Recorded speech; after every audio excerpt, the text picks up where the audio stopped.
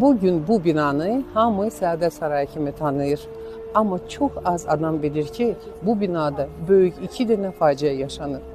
1912-ci ildə milyonçu Murtuza Muxtarov bu sarayı sevimli həyat yoldaşı Liza üçün tikdirib. İlham mənbəyi isə onların Avropa səyahətində gördükləri Venetsiya sarayı olub. Layihəni məşhur memar Yosif Klaşko hazırlayıb. Amma sevgi ilə yaradılan bu saray 2 böyük faciəyə şahidlik edib. Birinci hadisə 1914-cü ildə baş verib. Sarayın yuxarı hissəsinə cəngəvər heykəli qoyularkən usta İmran Qasımov yıxılıb və həlak olub. İkinci faciə isə 1920-ci ildə yaşanıb və Murtuza Muxtarovun öz faciəsi idi.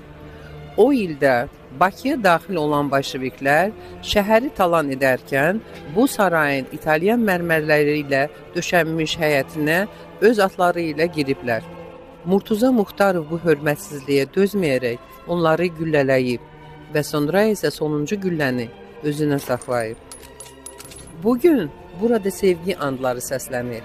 Amma dinləsəz, bu sarayın divarları tamam başqa bir hekayə danışır. Bəs siz bu hekayəni bilirdinizmi?